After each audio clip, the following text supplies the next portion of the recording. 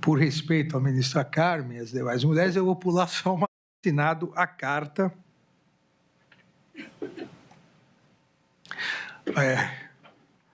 A carta e na mensagem, por respeito à ministra Carmen e às demais mulheres, eu vou pular só uma frase.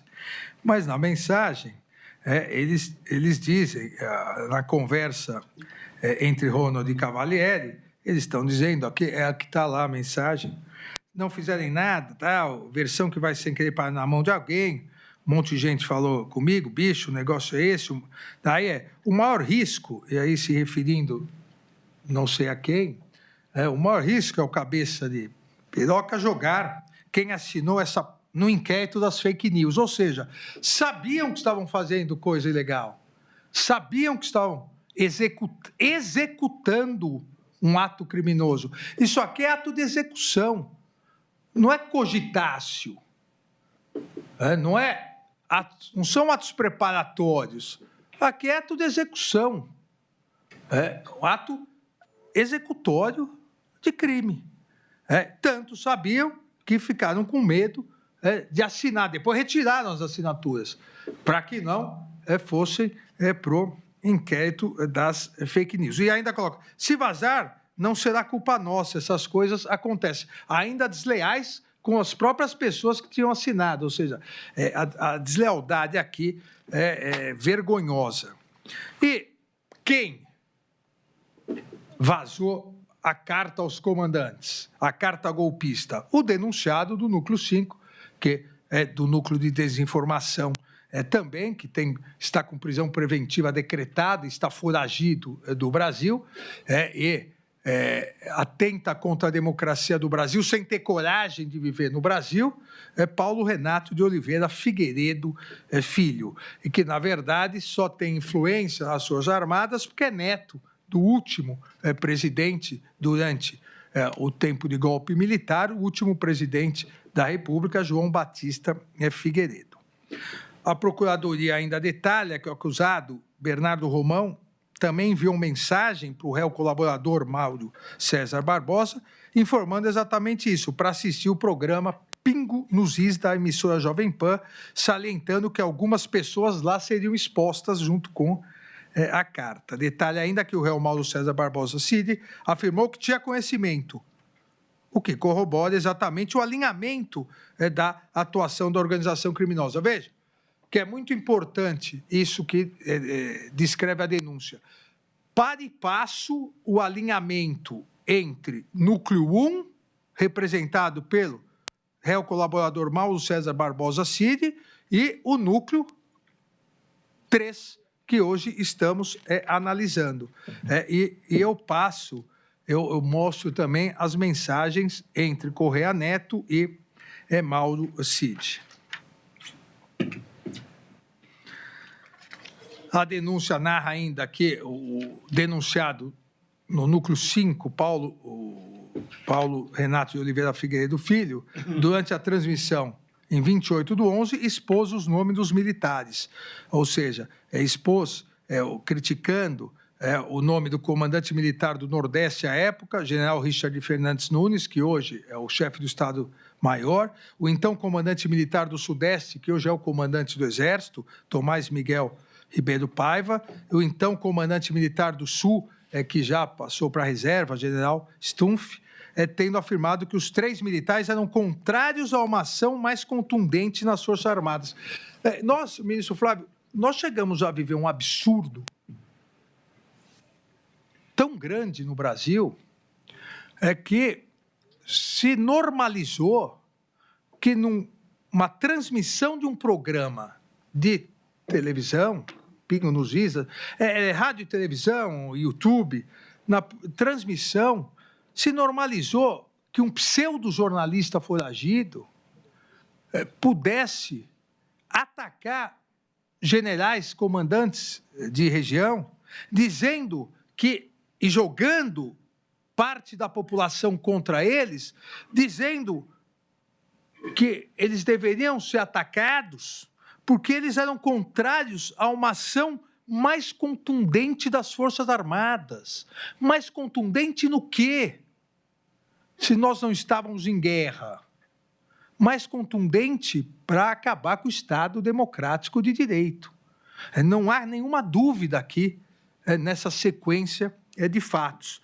Tanto que a acusação destaca exatamente isso, que Figueiredo Filho utilizou de sua posição de comunicador para pressionar e provocar a cooptação do alto comando. E devemos nos lembrar que aqueles oficiais generais que defenderam a Constituição, e como todos deveriam fazê-lo, eles foram atacados pelas bolhas golpistas de redes sociais, seus familiares foram xingados, seus filhos, filhas, netos, netas, esposas, tudo dentro dessa organização criminosa.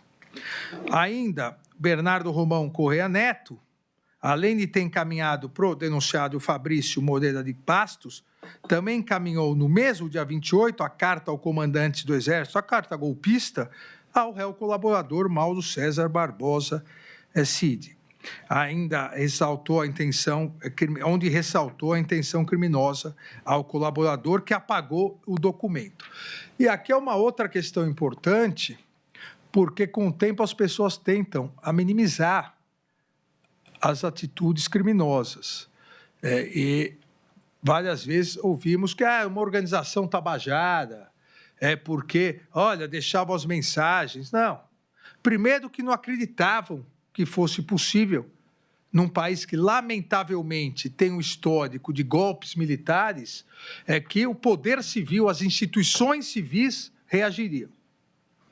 E segundo, que grande parte das mensagens foi apagada. Mas a tecnologia hoje e o trabalho bem feito da Polícia Federal recuperou, não conseguiu recuperar todas, mas recuperou grande parte. Doutor. Excelência, mil desculpas. O senhor fala por quem mesmo, doutor? Pelo Márcio Rezende Júnior. É que ele aparece em todos os slides e, como temos jornalistas, às vezes dá a impressão que ele estaria fazendo parte... Doutor, o senhor já explicou isso, doutor. Infelizmente, não dá para mudar os slides agora. Obrigado. Só para deixar muito claro. Muito obrigado. Ótimo. Questão de fato. Tá.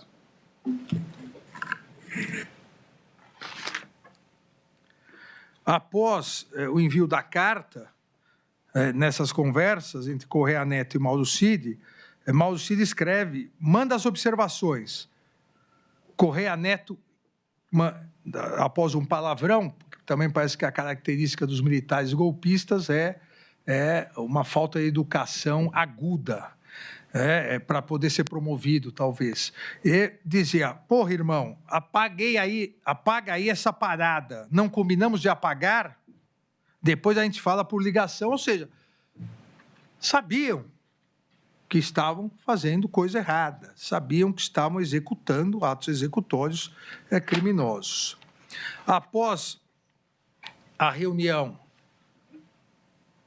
realizada em 28/11, a Procuradoria destaca o envio de 2 mensagens enviadas pelo acusado Fabrício Moreira de Bastos ao denunciado Bernardo Romão Correia Neto, com as conclusões e os objetivos.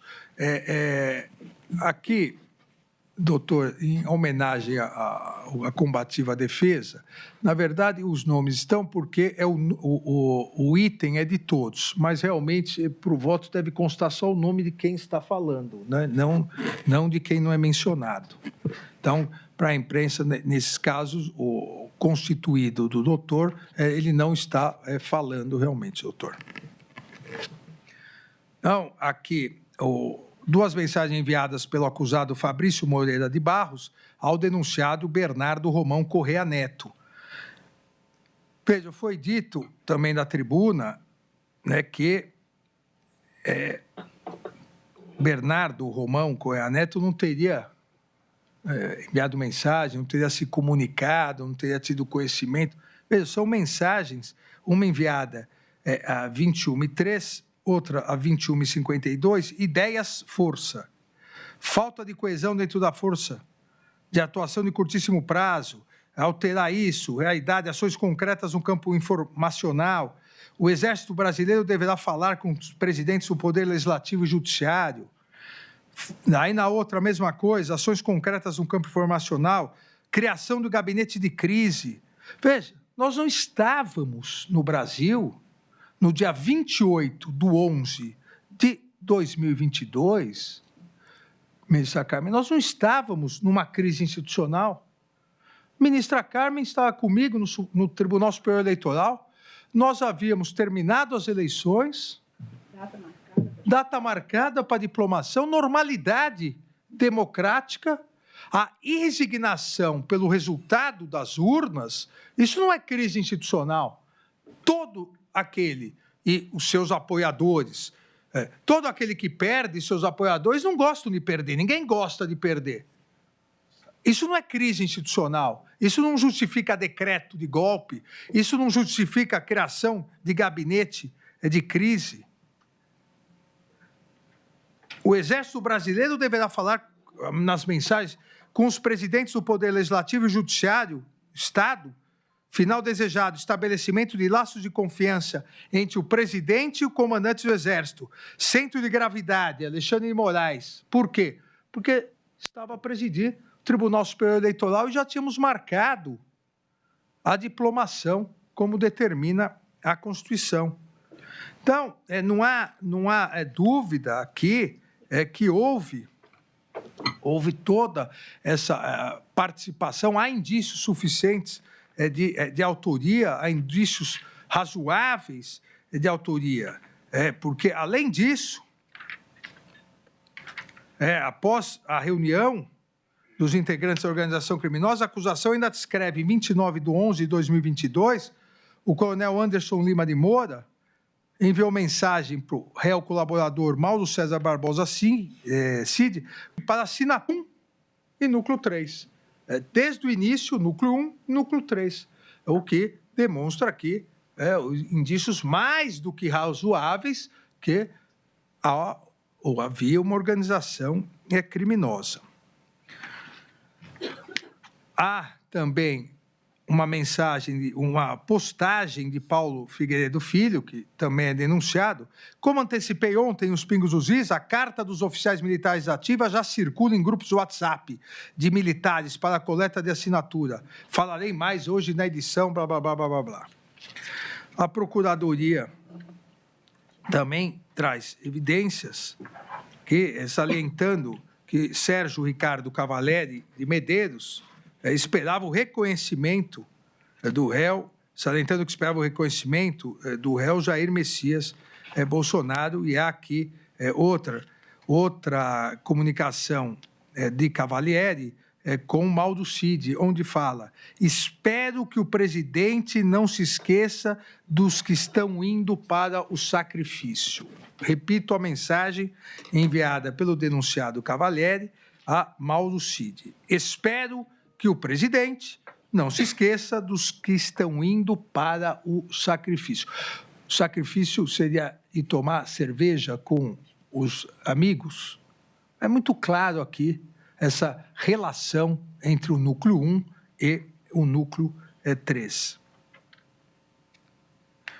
Cara, ele mesmo sabe o que é isso, né? Responde Mauro Cid para Cavalieri sobre o presidente da República não se esquecer quem estaria indo para...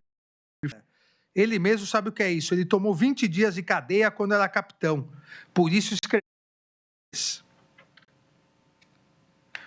Cara, ele mesmo sabe o que é isso, né?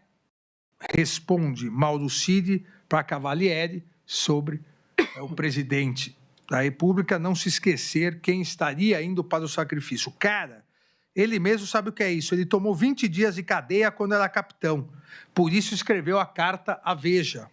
Foi para conselho de justificação porque botaram na conta dele aquela operação para explodir Guandu. Daí vem mais um palavrão, né, que devia ser aqui algum código entre eles. Então, ele sabe o que é.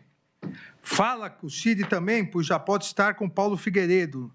Daí não divulgar nome, somente a quantidade. A denúncia também destaca que a elaboração e publicação dessa carta golpista realmente foi criada com a finalidade de pressionar o comandante do Exército, General Freire Gomes, com objetivo golpista da organização criminosa. Isso é destacado no depoimento do general Freire Gomes na polícia, e eu também transcrevo aqui o seu depoimento. Ainda está Carmen, em relação ao Márcio Nunes de Rezende Júnior, e volta aqui o assunto do artigo 142, os indícios apontam que os integrantes dessa organização criminosa ainda conversavam amplamente no grupo denominado DOS, da plataforma WhatsApp, sobre a possibilidade de um golpe de Estado, inclusive no final do mês de dezembro de 2022, como indicam as mensagens enviadas pelo acusado Márcio Nunes de Rezende Júnior, afirmando, entre aspas, se o Bolsonaro acionar 142, não haverá general que segure as tropas, ou participa ou pede para sair. Veja, aqui é uma confissão golpista. Repito, se o Bolsonaro assinar o 142, não haverá general que segure as tropas, ou participa ou pede para sair. E